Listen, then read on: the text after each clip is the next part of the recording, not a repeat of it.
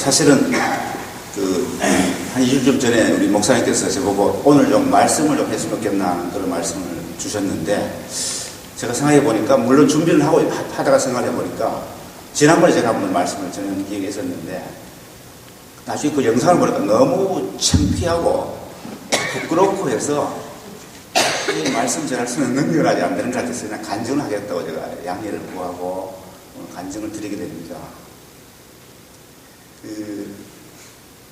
간단한 질문 하나 할게요.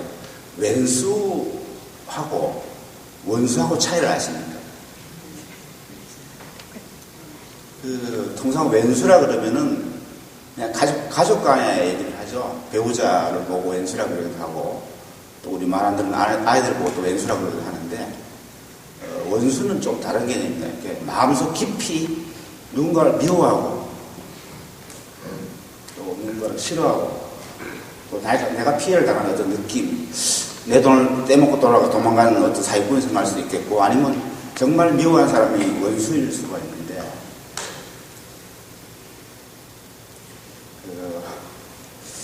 저는 그 원수를 한 40년 동안 마음속에 품고 있어요.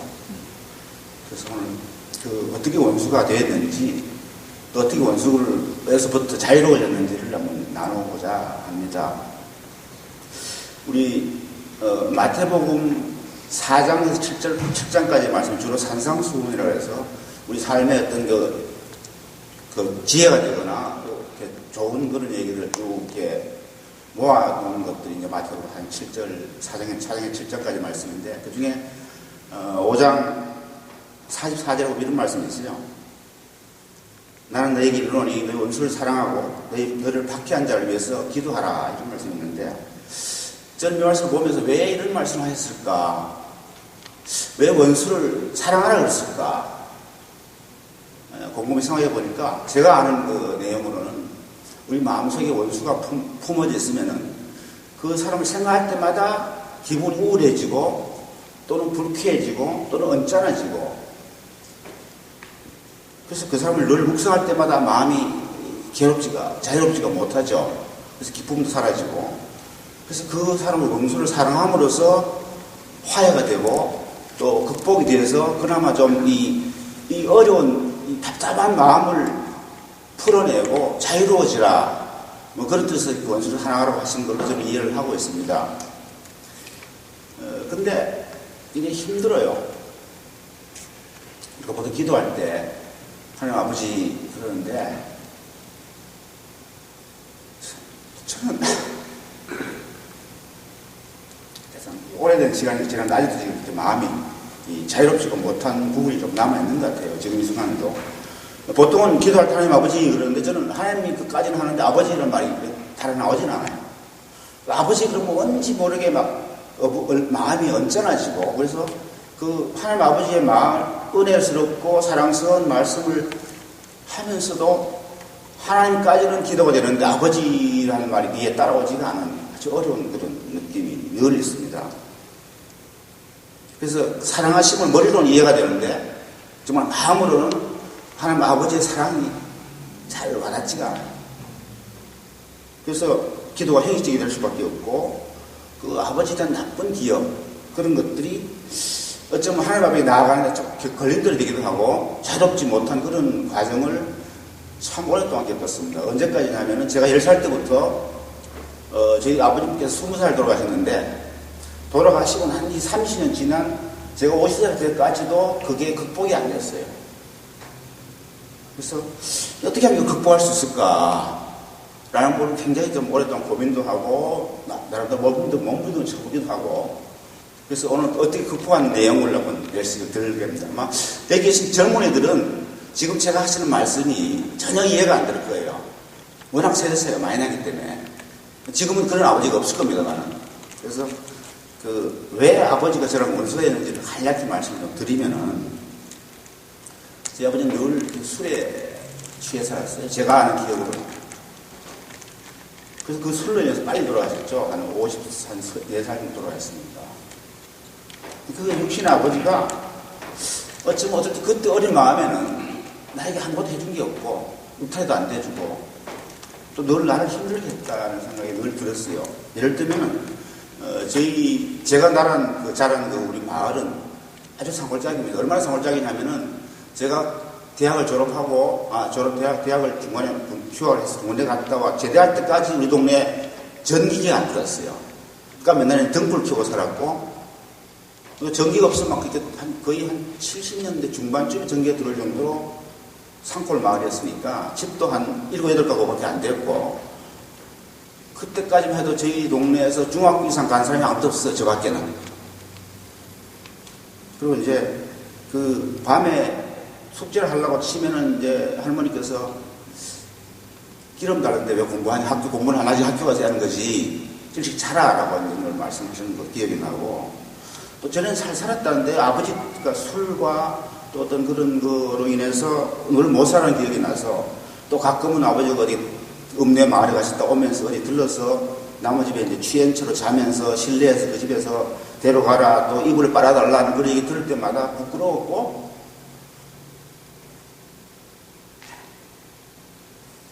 결정적으로 아버지가 원시된 거는 언제냐면 제가 한 10살쯤 됐을 때 초등학교 4학년 때인데 아마 지금쯤일 겁니다. 아마 그 낙계하고 얼마 안 됐을 때인데 그때 아버님께서 저를 이제 술심부름 시켰어요. 근데 제 동네에서 술 사러 가려면은 거의 한 40분 걸어가야 돼. 어린 마음에.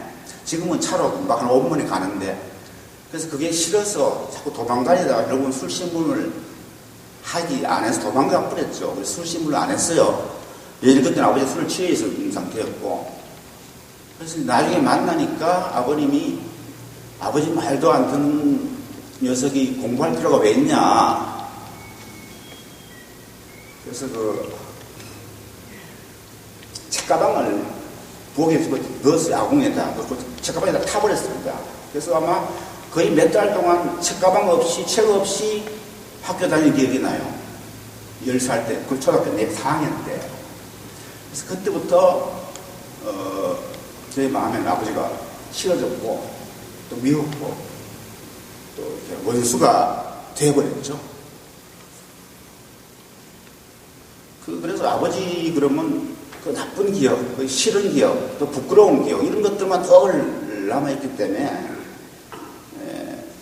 찬양도 할 때 하나님 아버지 찬양을 하면서도 입술로 찬양하는데 마음에는 뭔가 저렇게 거북스러운 불편함 그런 것들이 늘 이제 있어서 장애가 됐던 부분이 제가 어른이 되고 나서도 또 굉장히 나이가 한 40살, 50살 지날 때까지도 늘 그게 이제 마음에 남아있는 거죠.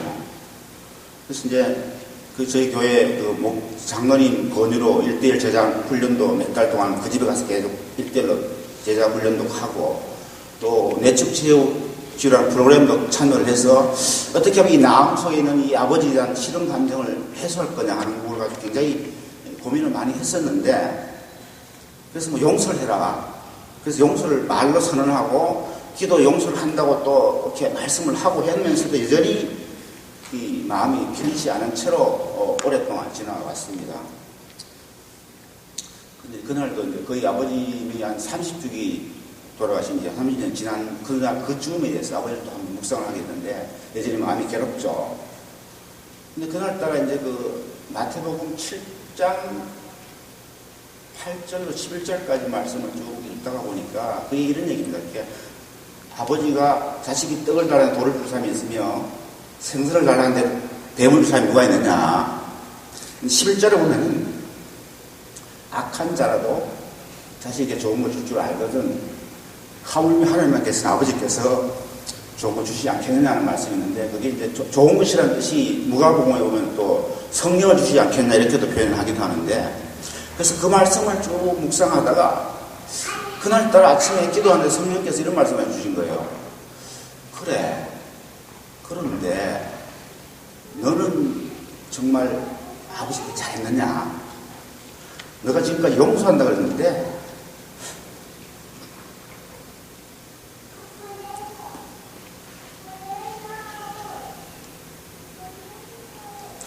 혹시 너는 용서받아야 될 존재는 아니냐? 이런 말씀을 주셨어요. 이게 무슨 얘기지? 이상하다. 그러면서 11절 다시 보니까 악한 자가 자식이 좋은 걸 준다고 그러는데, 그럼 우리 아버지가 나한테 악한 자였나? 아닌데, 뭐가 잘못됐지? 뭐가 이상하지? 어디서 잘못된 건가? 이렇게 쭉 생각해 보니까 정말 제가 아버지에게 잘못한 게 너무 많아요.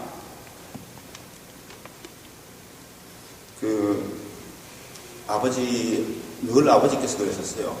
이제 육아 집안이어서 이제 좀 좋은, 머리를 참 좋으셨는데, 동네에 무슨 일이 생기면 늘 제문, 축문, 축사 이런 것 늘 쓰시고, 그런 행사들마다 굴려다니시면서 하시는데, 그래서 이제 좋은 이 머리는 유전자는 주신 것 같아요, 저한테. 근데 아버지한테 감상이 한 번도 없었거든요. 돌아가시고 난 이후까지도. 또 순종하지도 않았어요. 왜냐면 이제 중학교 때 이미 치가 처에 들면서 집에 가면 늘 술 취한 모습, 또 공부를 하고 싶은데 공부를 못하게 하는 그런 부분.